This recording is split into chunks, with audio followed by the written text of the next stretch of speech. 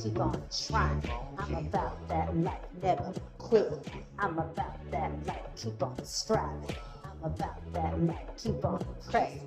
I'm about that life, keep on shining. I'm about that life, keep on dreaming. I'm about that life, never stop. I'm about that life. I'm about that life. I'm about that life. You know, they say I'm dreaming. Yes, I'm dreaming. So what? I don't care. She's about that life. I'm about that life. It's a dream thing, y'all. Today on About That Life, I sit down and talk to an incredible actor, writer, producer, and director. You may have seen him on Nickelodeon's Danger Force as the Butcher, and he also produced and starred in the award-winning short film Blue Eyeshadow. And he's very special to me. Here is Lamont Harold Young. All right. Well, thank you for sitting down and talking with me today. Most definitely. It means a lot. And we have a special guest, Joshua. He's a fan. He wants to be a part of this moment, so he's going to be. It's okay. That's right. So I feel like this is going to be a very hard interview because I feel like I'm going to know all the answers to these questions. But I'm going to try really hard to give you some really hard questions that'll surprise me with your answers. Okay. All right. So first, let's tell everybody how we know each other. We met in 2010, Yes. and I'm going to let you take it from here. Okay, we were doing a play called Fences in the Bay Area in Benicia, California. The director was a good friend of our family's, Terrence Ivory. I think you played the lead character. You played Rose in Fences. I played the supporting character, Bona. I was supposed to play the lead, but politics got in the mix with the director and the Benicia Playhouse that we were performing in. So they brought in their ringer in order to be able to play the lead, and I was asked to step back to a supporting character, Bona. Ringer. Yeah, the ringer. Their ringer. Quotations. I was like, okay. Well, they lowered him up and was like saying, "Hey, this brother is the top notch. This he sounds just like James Earl Jones." And to his credit, he did. Yes, he really did. A beautiful voice. The brother had a beautiful voice and presence. Yeah. In fact, speaking of beautiful voice and presence, I remember seeing your audition. So I've been asked to come in to audition as a formality with Terrence. Oh, okay. And I was in the back with Terrence's brother-in-law, So, and we seen your audition, and you were really good. You were really good. Thank you. But we were both thinking she's kind of young to play Rose, ain't she? Mm-hmm. I was very young. Like how old were you? I was 21, freshly 21. Yeah. And then we both was thinking, oh, she's pretty. She's pretty. She has Wow. some good chops. You had a good presence about you. But that's where we met each other. Yes, and we should say that we're married, and almost 8 years of being married. So that's really where it all started. Yeah. Thank you, Fences, and thank you, Terrence, for casting us together. I'm gonna go into Fences a little bit later. If you do anything in this world, why do you act? I really don't know why I act, to be honest, because the way I started in acting is kind of fly by night, just kind of I don't want to say fly by night, but it was more a happenstance, right? Mm-hmm. So I remember I was living in Napa, California, and I was in my room watching TV and heard a voice clear as day. So it was almost Providence, I would say, that I'm acting. Said, "Throw your hat in the ring." And I even remember looking behind, it startled me. And I was like, wow. Only other time I ever heard that voice is when something told me to marry you. Being honest. So it was almost the same voice, like an angel. And I remember looking around like, what the heck? It was that clear of a voice. Yeah. So the next day in Napa, I was going down the street, coming from Napa to Vallejo, going to see my mother. And I seen a marquee at Napa Community College saying open auditions. So I said, huh. So I was just driving by it and had a serious battle inside me where go, something was telling me go. And I was like, no, because, I never wanted to be an actor, never thought about it. So at the last minute, I turned into the corner into the parking area and ran over the curb and tore my tire and rim up. But I went in there and auditioned for One Piece. Lend me a tenner. Didn't get that, but the director for Plaza Suite that was doing auditions next door heard me and asked me to come audition for him, and I ended up getting the lead role in that play. And from there, I became the go-to person in the Bay Area, winning several awards, being nominated for several awards, being written up in papers in the Bay Area from Napa, Vallejo, San Francisco, Oakland, and playing in several different theaters there. Nice. It's you something. Don't know exactly why you do it, but it's just something that you just have to do. It's something that I have to do because it's something that I felt. I guess the best way of saying that's why I said maybe it was prominence, a word. It was something that was supposed to happen. Yeah. It's not something that I pursued, not something that I wanted. Obviously, it was supposed to happen because you was about to get in an accident, trying not to and I've always been that way. I've always been. So what some people think of me as being very spontaneous. But it's not. It's more intuitive than it is anything else. So I believe in moving and going where I feel that spirit urging me and pushing me towards it. And in that moment, I felt the push and urge to go audition, and because of that, I'm where I am now. All right, nice. Yeah. So a lot of actors would say that acting is a spiritual thing. Mm-hmm. Would you agree based on what you just said? Yeah. Well, in many ways, because what you're working to do, you're working to embody the character, the traits, the emotions, the soul of a character, and that's a spiritual thing. Whether we want to accept it or not. So some actors even go as far as saying that something else indwells them or embodies them, or they embody something else, should I say, or when they're performing and they get possessed. Some say possessed, by something. I'm not going that deep with for myself. Right. But I do know that I take on a different spiritual understanding depending on what character that I'm with, because our spirits are tainted or augmented or seasoned by our personal experiences, our emotional understanding and maturity, and all these other different things. So. And we display that intuitively and instinctively when we're doing things, subconsciously even. Do you think a character comes along at the right time for you because maybe you're going through the exact same thing as the character that you're going to be playing? Yeah, that seems to be the case. A lot of times that seems to be the case. So you see, you're good. Surprising you. Some hard questions. I'm married to you for all this time. You kicked me. Okay. So what's been the hardest character that you've ever had to take on? There has to be one. I've had a few characters that they did something I couldn't wrap around. It wasn't that I was judging them. It's just I couldn't understand it, because they say never judge your character as an actor, which I feel like, I think that's a hit or miss, because sometimes you're going to judge your character. Sometimes they're going to do something that you would never do in your life. So you do have a brief snap judgment. Maybe don't judge them the entire time you're playing the character, because you have to have love for yourself to continue to get up every day as a regular person. So your character has to love themselves to some degree. So you have to love the character. But I feel like there are characters, when they do something, I have a hard time if it's something I can't understand that blocks me in my journey.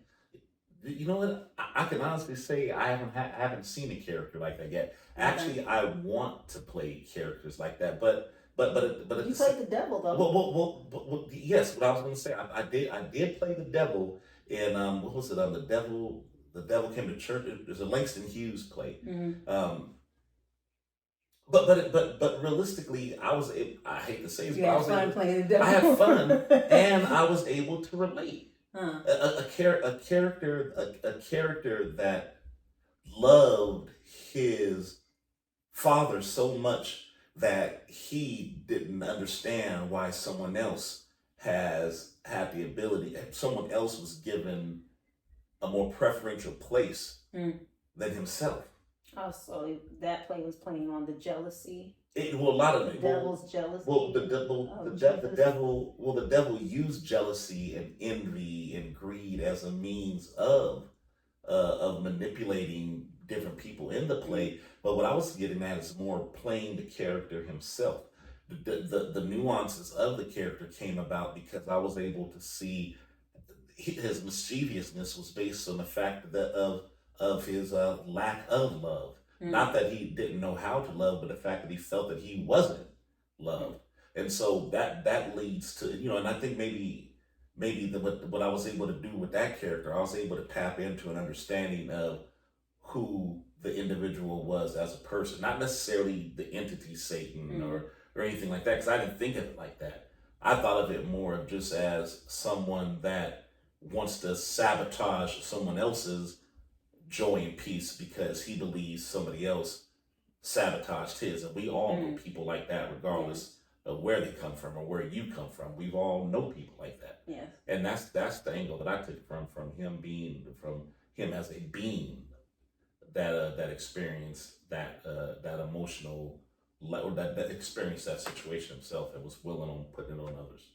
So you haven't had that one character that's really challenged you and made it very difficult. So that's what you're aiming for in the future. Yeah. What are characters that entice you and get you excited? What kind of character are you looking for? That's a good question. If there's any role, like even if it's Shakespeare or a Greek tragedy play, what's a role that you have your eye on that you feel like would challenge you? You know this one already. Raised in the Sun. I really didn't know that was going to be your answer. I'm really surprised I didn't know that. One of them. Okay. Look, that brother is so... Walter Lee Young. Yeah, Walter Lee Younger. That brother is so tortured. Yes, it is very complicated. Because he doesn't... Well, I can't really do a full basis on the character, but, the few times I've seen it on stage recently and then reading the play, he is very complicated because he sabotages himself and he's trying to avoid sabotage, if that makes sense. No, yeah, it does. The way I phrased it, like he doesn't want to fail, but he is the source of his failure. Which kind of reflects us as a people in general, which is what he was meant to do. Another character that's like that in the play. Oh my goodness, Ma Rainey's Bottom, Black Bottom. Yeah. She's forgive me if I'm saying it wrong. I know everyone who loves August Wilson's gonna come for me, but the character that Chadwick Boseman played, I would like to play that character. He's very much like Walter Lee. Yes. I would like to play that character. Yeah, and there's a couple of characters from his plays that I would like to wrap my hands. So you want to do all his plays? Because that's a lot of Black actors' goals are to play in August Wilson's plays, do all of his plays. I've never had that. Again, since I'm not an actor. You're an actor. Yeah, but I'm not. You mean like a theater thespian? Yeah, I'm not a thespian. So I'm gonna ask a question about that later, but I get you. I never had that. But one person that I do want to also play, one piece that I've always wanted to play was Lincoln in Top Dog Underdog. Okay. He has that same tortured kind of spirit as Walter. Does Jeffrey Wright play that character, or is it Don Cheadle? I think it was Don Cheadle. Okay. Wait. Which one? No, it was Jeffrey Wright. Okay, it was that Jeffrey makes Wright. sense. It was you Jeffrey love Wright. Jeffrey Wright. Yeah, and I would love to play that character also. Yeah, and there's a lot of other characters that I would like to play, but as far as something to have my eye on, no, because I still operate very much so in that whole vein of if it's for me, it's for me, and what comes to me usually comes at a season in my life or at a time that I think I'm supposed to do the character for whatever reason. Could you break that down a little bit more? The whole idea of what is for me is for me. Because I feel like a lot of actors, after years of being in the business, we learn that. But when we first start, that's a hard concept to grasp. Yeah. So what does that really mean to you? What lesson came from that? How did you get to that mindset? I think I've always had that mindset, just because of the way that came into acting. Most people that I know that are actors, and most of my friends, most of our friends and our associates are people that are like you, thespians. Went to school for training, got the degrees in acting and all this other kind of stuff. I'm just a brother that literally came off the street and was like, "Hey, how y'all doing? Let me try it." So for me, it was always, well, I should say, I never had the same ambitions and drive as others to be in the industry because there's a difference. There are people that most people that are in acting right now have a drive for the fanfare and a desire and lust for the accoutrements and all the things that they see in the glitz and glam of Hollywood. Yeah. For me, I got into acting, and because of the way that I got into acting, of a I became more in love with the art itself. The craft. Well, I don't like to call it craft. I know, I like to say the art. People, Some people call it craft. I say the art of it itself because it's an expressive muse that you use to express your emotionality in a format. So some people, art is it's another artistic vice, just like painting or poetry or any other things that that I do. So for me, I look at acting like that. So that's why I say what's for me is for me because it usually fits right along in the right vein of where I am in my life at that point in time. And because I have that kind of understanding, it always catapults me to where I need to be for the next piece. And it's almost like, sorry to interrupt, but it's almost like if you need to send an electronic submission for something because you can't be there in person, if they're willing to work with you, and then you get that role, it was for you. It was for you. Nothing could have stopped that. No obstacles could have gotten in the way. way. Or like when we went to Florida, and I had an opportunity to be on a BET show. Was it BET? I believe it was. And they wanted me to be on the piece. They wanted me to come read with the producers and the lead characters. Pretty much I had it. It was a screen test. It was a screen test. So essentially I had it. But we were going on a vacation that I thought was very important to me in our marriage and our relationship, and I wanted to express my love to you and my solidarity and commitment to you because of where we were in our relationship, and I thought it was a pivotal time and very important for us to be where we were going. So I essentially told them, okay, well, I'll talk to you later if you can't work with me because what's important to me is being there with my wife. So this is secondary to me. So if this is for me, you'll understand what's important to me. And it was only a day off. It would only been like a day difference in the time they wanted me there versus the time that I could actually have been there because of my personal obligations with you. And this was before COVID, before electronic submissions were really okay. So they wanted me to miss my flight to Florida and pay for another flight to go for the screen test. And I was like, how badly do you want it? How bad do you want it? And for me, I was like, well, I don't want it bad enough to make my wife feel as if she's second to it. Because that's more important to me. When this show is dead and gone, when it's run its course, I still have to be with my wife, and I still have to have, and our marriage is still one of the key focus points of my life.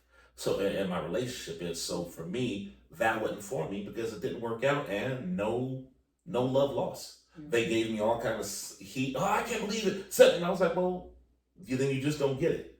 So thank you for the consideration. I greatly appreciate it. Something else will come along. Have a wonderful day. When you have that kind of mindset of what's for you is for you, you don't become desperate. You don't you don't sacrifice those things that are important to you. In essence, you don't sell out your soul or sell out who you are in order to gain what it is that you believe you want. And in the interim, I still have been on, and maybe it's not on the same level as the show that they were offering me because they wanted me to come in as a regular character, right? And it would have been probably it, but I don't think that show is even running anymore. So so it all worked out. Who is your first supporter of you being an actor? Who really said you can do it, or it's okay to waste your time doing that? My mom. My mom. It's always mom. Yeah, my mom. Yeah. She was actually shocked to see me. In fact, a lot of people thought I was. Because it was just so out of nowhere. They're like, okay, you're acting now out of nowhere. Where'd this come from? You never had any ambitions to be an actor. You never thought of. You never talked about an actor. You never, and then now you're an actor all of a sudden. But after my mom seeing me in that Langston Hughes piece about when I played the devil. That's when she was like, "Oh, that's when I knew you were serious." When I seen you play that role and seeing how you transformed and you were singing, you were dancing, you were, just out of the blue. She was like, and that was like maybe the third, fourth piece that I had ever done. And she was like, "Wow, that's when I realized that you was the real deal." And that's what Mom was always telling me, "Baby, you can do it. Don't never stop. You can do it." And in the intro, I've had people tell me the opposite. You ain't gonna never do it. You ain't this, you ain't that. But yet and still, I've accomplished far more than what I ever would have envisioned myself accomplishing, especially since I didn't have any goals or aspirations towards achieving. You accomplished a lot. I mean, you did Nickelodeon. So how was that working on Nickelodeon with Danger Force? It was a eye-opening experience. Yes. In many ways. It let me know that for one, that I definitely, we always talk about having chops. It let me know that definitely I'm in the right vein as far as what I've been doing as far as acting. For one, just the ease of it for me.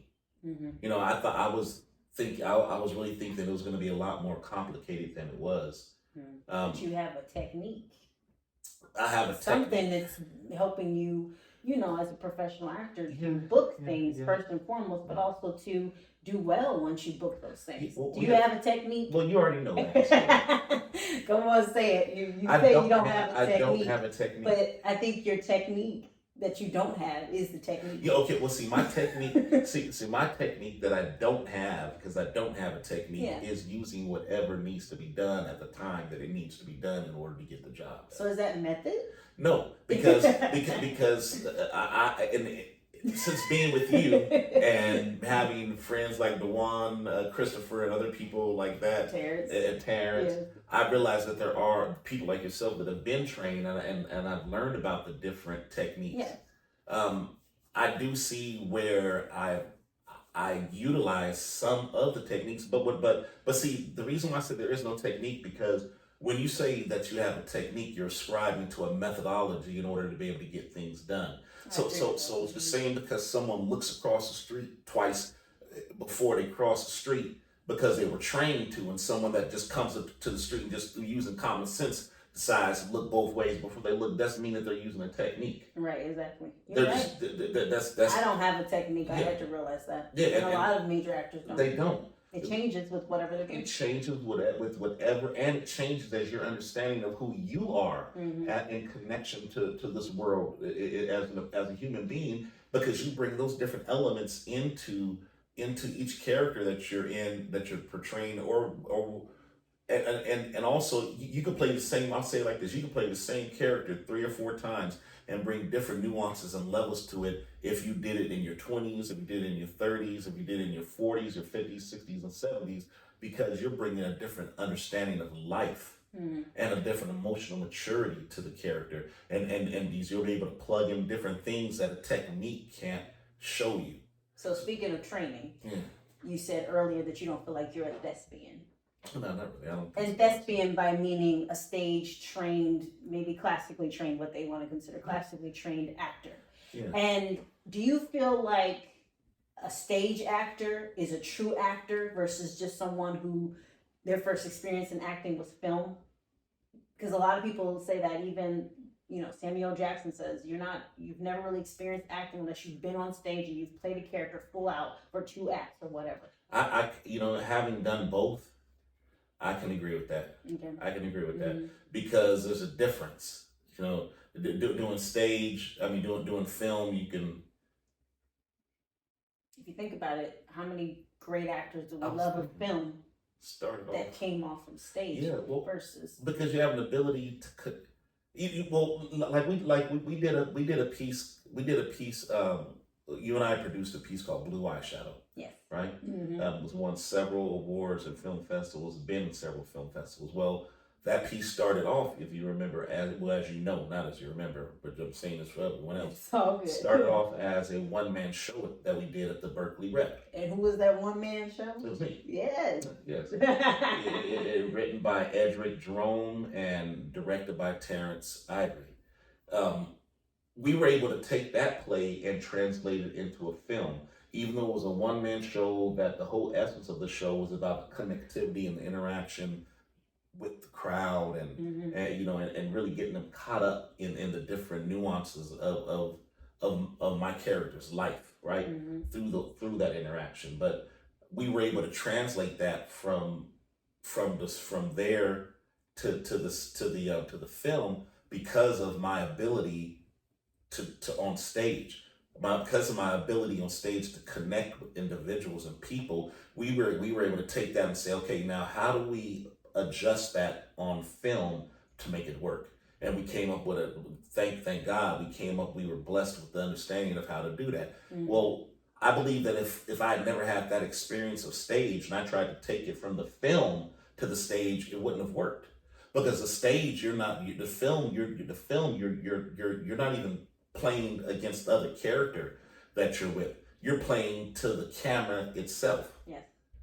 Which is a totally different thing. In stage, you're playing against the person that you're acting with, and you're connecting with and vibing with the audience, because you have to wait. Certain things, and it can happen new every night. You know where you have to be actually in the moment from beginning to end. I think we were looking at an interview where Denzel Washington was saying that. Also, well, maybe you didn't see that one, but I do know that my Samuel Jackson, one of my favorite actors, he said the same thing in that interview that we were talking about, because he said you got to be in that moment from beginning to end, and anything can happen. You could be on Broadway. People have forgotten lines. You could be on Broadway and somebody's cell phone go off. Yes. Or a lighting cue was off, a sound cue was off. Anything can happen, and you have to be in the moment, real time, make your adjustments, keep it going. Let's not start over and do it again. Yeah. Mm-hmm. Yeah. Which is nice though about film though. Well, it is. The great thing about but that's not acting, because the reality of life, where acting comes from, is our interactions with life. We've all been in situations where something has happened outside of our control, and you have to act in that moment in order to get it back on track. You have to act in a situation in order to be able to make an adjustment for something to either to save your life, for the safety of others, to advance your career, to save face, to help someone else save face. We do acting every day. Yeah. That's why it was stated that life is the stage. Blue Eyeshadow though, let's talk about that. I definitely want to hit on that because you produced it. You started it by yourself. We produced it. Yes, we did. But I want to give you your props. It ain't about me right now.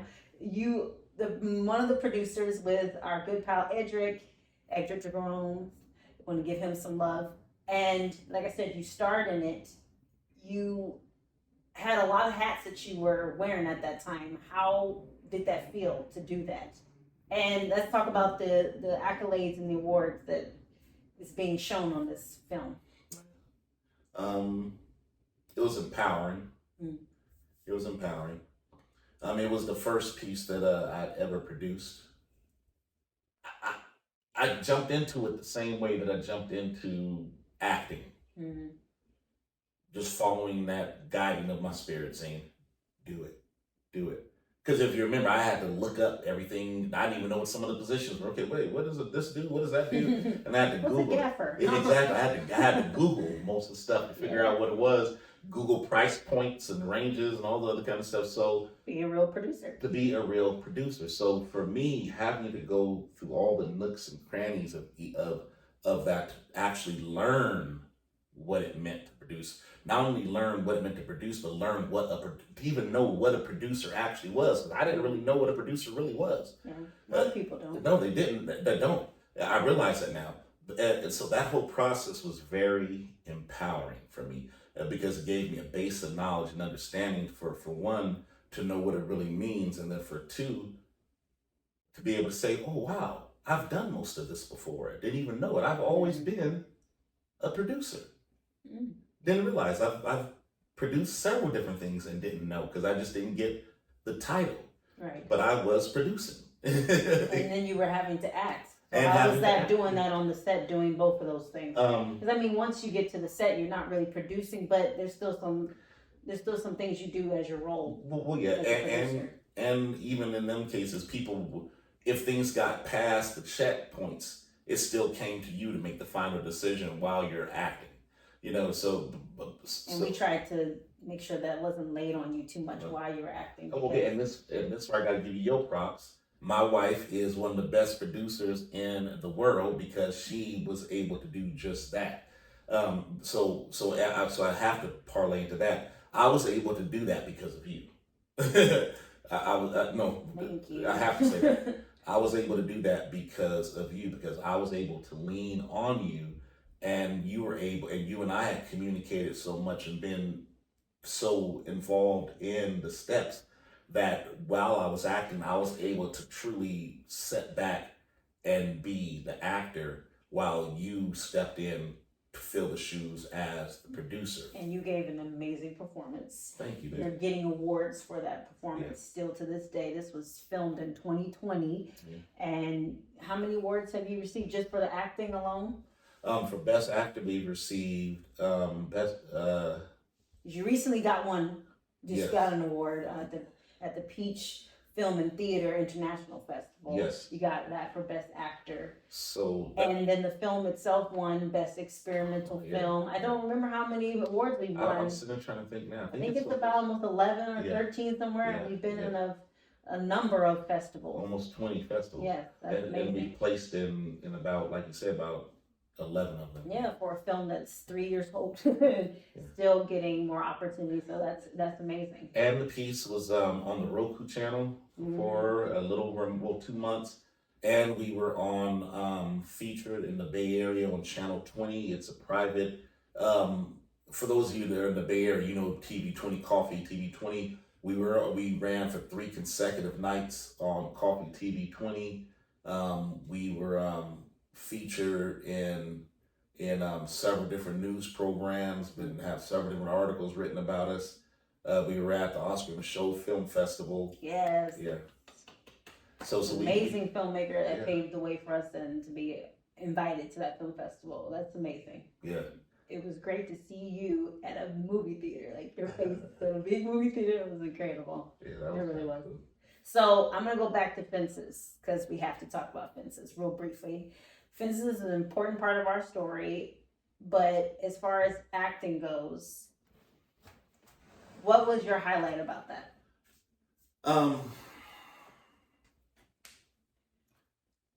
I hate to mention the negative, but the negative it's is okay. It's okay. The negative is what produced the positive, I think. Okay. Yeah. So the lead actor, the ringer, if you're watching, Dennis, we love you. The ringer, excellent actor, but he had been removed from stage for a while, so he was having some troubles with the lines. Very wordy piece, very rich content, right? Yes, it is. He's on stage the entire time. The entire Troy time. Maxon, Yeah, Troy Maxon, the whole entire play centers around. So sometimes it can be daunting, and our brother was having some issues, but the cool thing about it is, as opposed to alienating him and ostracizing him, we all came together. Yes. We would literally be behind scenes, going with him. Okay, brother, if you drop this, we're gonna go here. I'm gonna say this. And we all were, every time before he went on stage, because we knew he was having difficulty with the lines, we would first review with him where we would cover him, and then we would review with each other where we would cover each other to cover him. Mm-hmm. Yes. You know, and for me, that was the first time I was ever in a play where there was so much camaraderie, where people were like, hey, you know what? Regardless, it's not the best that we want it to be, but we gonna make this work. Right. And we gonna be a team, and we're all going to shine.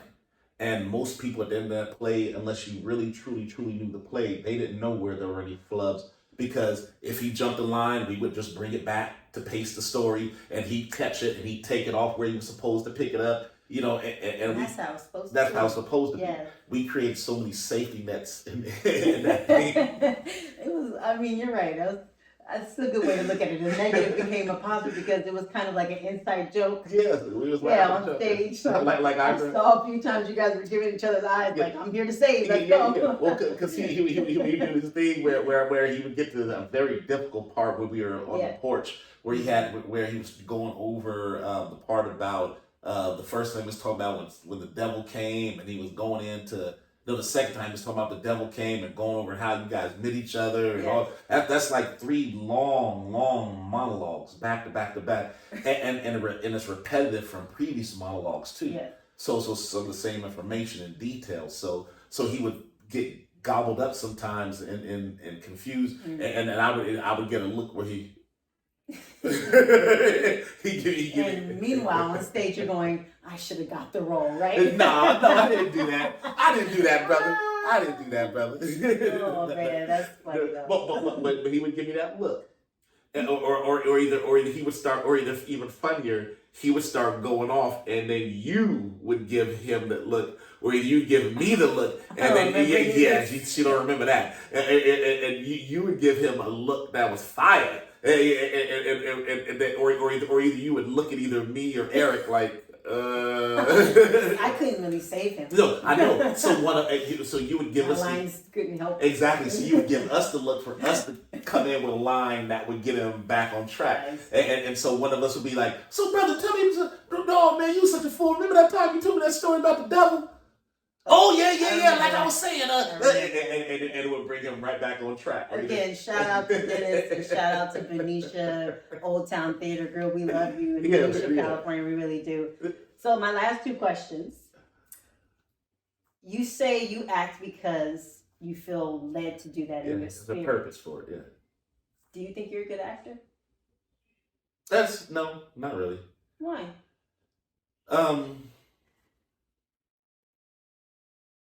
Let me say. Let me change that. I've grown to accept the fact that others say that I'm a good actor. Because it took me a long time to accept any pats on the back or any of that stuff. I didn't like that. Praise. Praise. Nah, not really. When you come out for your curtain bow at the end of a play and people start standing and clapping, you don't get a nice, gracious feeling. No, I don't. I don't. Never have. Some people live for that. There's been tons of actors in the past, even stand-up comedians who have said that that's what they get off on. Yeah, even Al Jolson, he needed that. Yeah, I don't necessarily need that. For me, the biggest thing is I love interaction during it. Yeah, that's right. That's where I might get a little. When people are responding to what you're doing during the time that I'm doing it, because that's when I get that's when I'm like, oh, y'all didn't like I need. I'm like a Baptist preacher. Y'all don't hear me talking? Talk back to me. I'm one of them brothers that like people. I said. Yeah. If I can get you to break the rules of engagement and talk out loud and laugh out loud and cry and talk back and that's what I like. That's what I like. But as far as you can have that. I don't want nobody glorifying. I don't need nobody glorifying me, and that fits with your personality. Yeah, and I think it has a lot to do with the fact of, again, I didn't get into acting to be like actors. A star. Yeah, so I don't need that portion of it in order to let me know that I'm doing it. Right. For me, I got into acting because I've always been the class clown. It got into act. Well, I act because it would seem like the natural thing for me to continue to pursue, because I was always the class clown, the family clown, the making people laugh and making people, I was always a person that was able to interact with people, make them laugh and make them and persuade people. I've always been gifted in that in spirit of influence, I should say. So acting, yes, exactly. Acting in many ways is the spirit of influence. So I love the interactions during the time of the performance, which is also the reason why I like stage more so than film. Yeah. Nice. Because I like the immediacy of the return you get. Yes. Yeah. And my last question: do you like yourself? I love myself. I do more than like myself. There's things about myself I don't like, and as a man of God, I'm striving to change, and I'm working to shed, and I'm working to negate, and I'm working to improve on, and all those things. But as far as who I am, I love who I am. I'm a father, 2 beautiful girls, a handsome son. I'm a husband to a beautiful wife that loves me and I'm doing life with, and I'm a uncle, I'm a brother, I'm a friend, but ultimately I'm a man of God. So I love who I am because I know, regardless of anything else, my value is not placed in what I do; it's who I am. Thank you. Yes. It's nice getting to know you a little bit more than I already know. I did learn some stuff. I really did. I learned some stuff. Right. So yes, thank you to Lamont Harold Young. Yes. Thank you for sitting and watching, and we'll see you next time on About That Life. Oh yeah. Bye.